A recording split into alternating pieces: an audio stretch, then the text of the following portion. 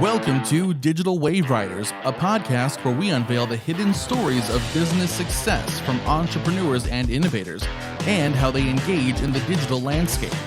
This podcast is brought to you by NextWave Services, Charlotte's #1 web designer. Check them out at nextwaveservices.com. I'm your host, Brandon Cassiano. Let's delve into our next success story. Good morning and welcome back to the Digital Wave Riders podcast. I'm joined this morning by Robyn Hussa Farrell, who is chiming in all the way from the West Coast, San Diego. Thank you for joining me at 8 o'clock your time. I really appreciate you being up this early. Is this like a usual time you're up, or is this like a special morning just for the podcast? Yeah, we get up early and we have all of our partners and clients are on the East Coast. So we're like up and at them, on Zoom and things by 7 a.m. So this is normal for us. Yeah. Nice. Now, you were the CEO of this really incredible educational resource called, now clarify for me real quick, Sharpen or Sharpen Minds? Yeah, good question. The name of our company is Resiliency Technologies, to make things even more confusing. And the platform that we built is called Sharpen. Awesome. Now, Sharpen centers around providing, you're very focused on destigmatizing knowledge and education around mental health, making the conversation more feasible for everyone who needs to or wants to be involved in those topics. So I know this was a 20-year-long creation for you and your associates. So talk a little bit about what brought it to be, what was the inspiration behind it, and how that development process looked for you guys. Yeah, so I was working, bringing kind of evidence-based programs that are scientifically driven into schools. And that was really looking 20 years ago at trying to get ahead of mental health challenges that were affecting so many kiddos. Mm-hmm. And what we saw, which is kind of what is obvious, is that there wasn't a whole lot of stuff out there. So I have a background in the arts, and I work with my husband, who also has a background in the arts. And we sort of married this idea of bringing high quality arts related programming with high quality research in order to reach more kiddos. And so what that looked like in the old days, that was live, and we would do it analog. And then in about 2014, we built a platform that in essence can deliver this mental health educational content. And now we're evolving a digital therapeutic product that actually can help with clinical support. Oh, very nice. So when it comes to the kind of, not to use the word typical, but like kind of day-to-day operations, what does your day-to-day look like? I know you just mentioned that you have most of your clients on the East Coast, which is why you're up so early anyway.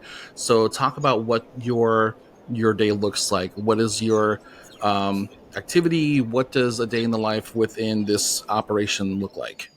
Brandon, they say you are all the way from the janitor to the CEO when you run a new company. And I think nothing could be more true. So I wake up, I try to get ahead of the 300 or 400 emails that are, in our inbox, and also check in on all the team members and things and get caught up there. And then we spend a good bit of our day doing sales and or demo meetings and things like that. So trying to do outreach.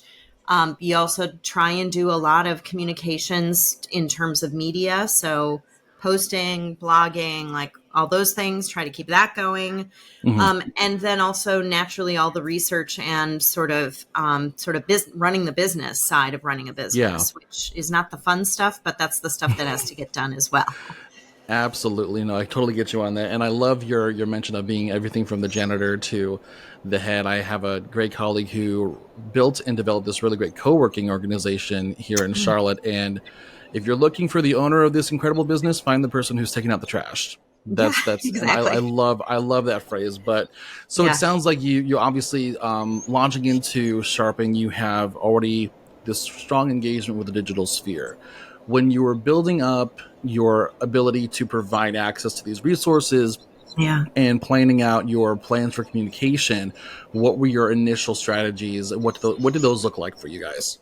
In the early stages, you don't have a lot of, it felt for me anyway, like we didn't have a lot of time or bandwidth to even do any strategic thinking around marketing or comms. And so when a resource, especially like NextWave, came around, and it happened to be our CTO recommended it naturally, Brian Denstead. And I think, why it was essential is because you actually don't realize when you're trying to do all these things at once how Mm, essential communications are.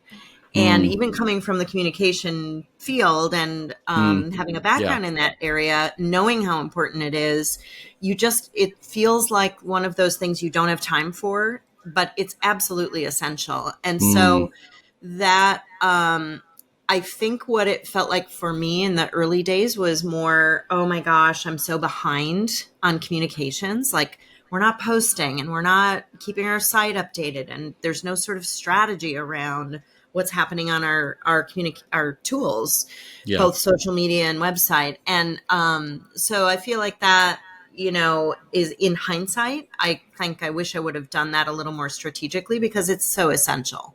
Hmm.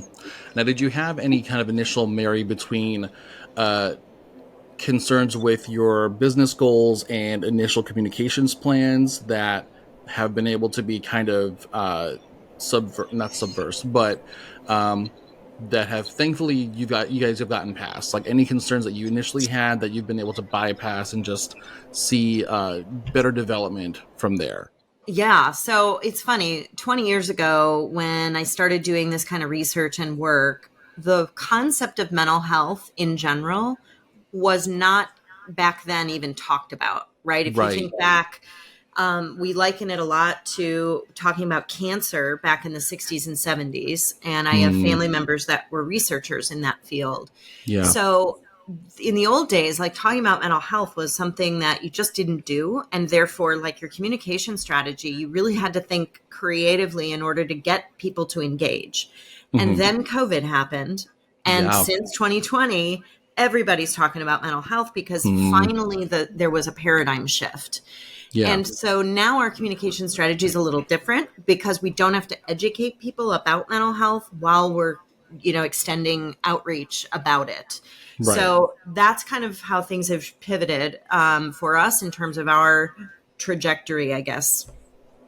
Got you. And so, and talk, get a little bit more into how that verbiage has been able to change over time, because obviously, like you said, 20 years ago, you had to find a way to kind of subvert people's like Yeah. taboo mindset about it. And nowadays, I feel like there's a lot more capacity for transparency now. And as you Oh, yeah. mentioned, the COVID obviously propelled Yeah. that forward. So has that provided a kind of a liberation on your end with how transparently you can talk about these topics? Yeah, for sure. So that shift for us, the way it kind of manifests is, on the one hand, it was a great thing because, like you're saying, you didn't have to do a whole lot of teaching while you were doing your communications plan.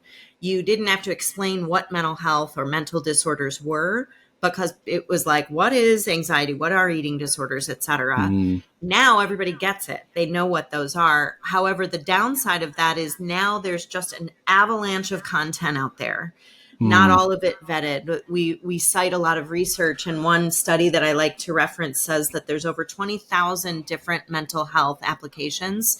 Only 1 to 3% of those are evidence based or use science, yeah. so you know that it's trusted. And Sharpen is one of those. But you now have to sift through all the noise in order to find those quality products. Right. And so, your advice to anyone who needs to find an educational resource on any topic within mental health, say that they happen to not find smart, what would you say are things to look for to disqualify sources that are Yeah. not vetted, that are not from trusted sources? Oh, that's a great question. So I think the first thing a person would want to look for is to make sure that there are research studies Okay. supporting whatever it is that they're engaging in. So if you're downloading an app, if you're accessing tools online, just kind of look deeper and read about who did the research, and most importantly, how the research was funded. So the research that I have been doing for 20 years was mostly funded by families and mostly Mm-hmm. funded by foundations Mm-hmm. supporting children and adolescents who are Mm. struggling.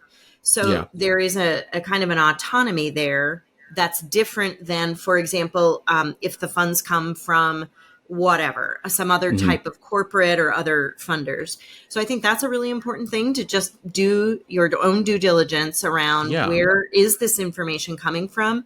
And then I think the integrity and the trust and validity of the people that are involved Yeah. with the product. So really dig, look at, just because somebody may have the word MD or the letters Mm, MD after their name yeah. doesn't actually mean they may have a lot of training in the world of psychology. So you Yeah. just have to kind of really know what, look a little more intentionally at the folks, the people that are involved Mm. as well. Yeah, and I love you mentioning the kind of funding that you had with those initial research that you Yeah. did. Because when it comes from families, there is a kind of a positive subjectiveness there. You know, again, they're supporting Mhm. kids, they have kids, so it's like we need to make sure that what's being funded is going to provide back to us real resources, real education, That's so right. that there's a lot more development in this world of topics that needs to be elaborated on. I love Yeah. that. 100%. And when families are funding things, it's typically because they've seen it firsthand, they've experienced Mm-hmm. it firsthand. These are hard-earned dollars that are coming out of the Mm-hmm. pocketbooks of regular humans in the Yeah. trenches Yeah. versus big corporate dollars that are Mm-hmm. funding these things, which it's great too. And I believe in, our economic system, but I think that there is, you really, when you're working with families who have been there, they've experienced loss, they've experienced Yeah. uh, illness, in different ways. It changes you. Yeah. And it's not just that they know firsthand, it's that they know what it's like to not have those answers, to not Exactly. have that information. So that's Uh, what they're trying to make sure other people can not experience. yeah, we That's build these that's tools, but listening to the audiences that need them, and that's the yes. essential thing. Is you really got to learn from who your audience is that you're trying to serve. Hmm. Now, shifting over a little bit onto your current communications strategies, the avenues that you guys are exploring, you obviously Yeah. have a website, a beautiful website. And by the way, anyone who's watching this episode, be sure to switch on over to sharpenminds.com and check them out. After this episode, of course, watch the whole episode first, and then go check them out. So obviously, so Brian pitched this to you, but obviously, building a website, especially one with this kind of topic as the focus and acting, of course, as an educational resource is a process, right? So Yeah. for you and going through this process, you hit the green light on it. What for you was important regarding how you were being kept involved while this was being built for you? Because obviously, based on what we've just discussed, we got to make sure that what's being represented is high quality and reflects that capacity for education, non-stigmatized education. Yeah. So for us, it was a bit of a two-pronged approach to developing our communication materials Mm-hmm. on the website. The first was we worked with a fantastic marketing and communications expert. His name is Will Rothschild. And what you do is sort of look over the personas or the Mm-hmm. individuals whom you're serving most. So, who's coming to your website? What is the very first thing you want them to do within 1 second on that website? And how would you like them to engage? So, Yeah. we went through a big strategic kind of mapping process that, sort of as a team. And Mm-hmm. then what was so great about working with NextWave is then we were able to break that down and say, so now here's what the sitemap should look like. Here are the pages that we think would be Mm-hmm. the most essential. And then I love the model with NextWave because, as always, you always need to keep your site updated and fresh. Mm-hmm. So I'm able to directly kind of delegate. It's like I suddenly have a whole communication team daily, practically. I'm sure a lot Yeah. of them may be eye rolling right now because I harass them, Angelo, so many times. But I'm able to give updates almost weekly, monthly, and that is so helpful to a CEO who has a small team. So for Yeah. me, that has been just an amazing way to kind of build in a strategy and then delegate and execute on that strategy Mm-hmm. using a resource like NextWave.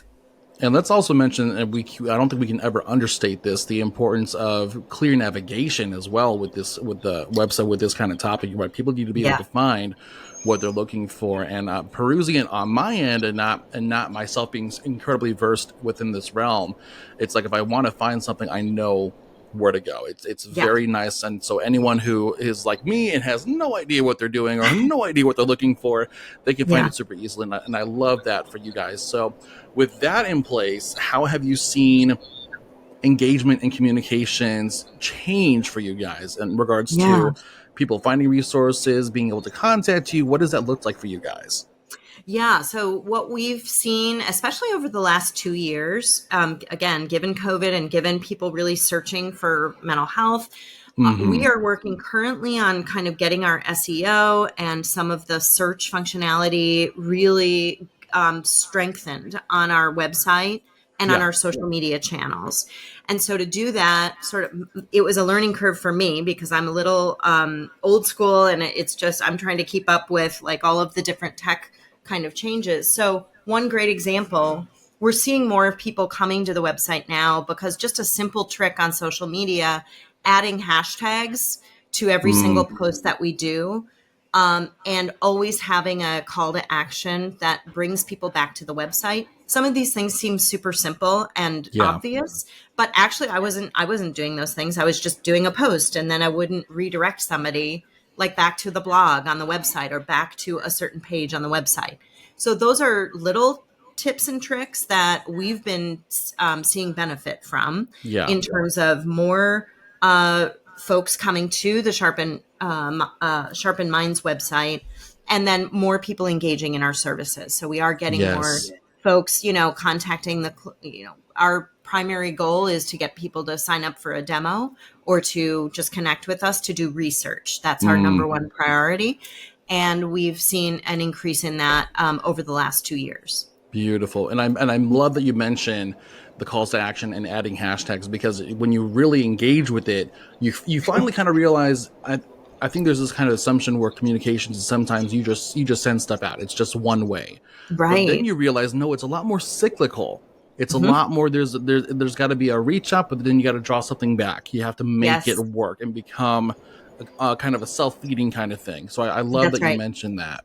Yeah. So, is there anything unique within Sharpen? I'm gonna keep mispronouncing it. Sharpen Mind. Sorry. Yeah. Anything important coming up for you guys? Anything you want people to be aware of right now that they should hop onto if they're looking for this kind of resource? Yes, and this is also applicable to Next Wave. Another shout out to Angelo and Caitlin, team members there on Next Wave, who've been working with us to get our e-commerce site up and going. We're about to Oh, launch that's so that. good. So, we used to say that we needed to kind of have this paradigm shift in mental health, but we also Hmm. wanted people to know there was an area where you could come and you could purchase items that support you in your mental health journey. And so there will be many, many items on this storefront available on Sharpen's website. And that Yeah.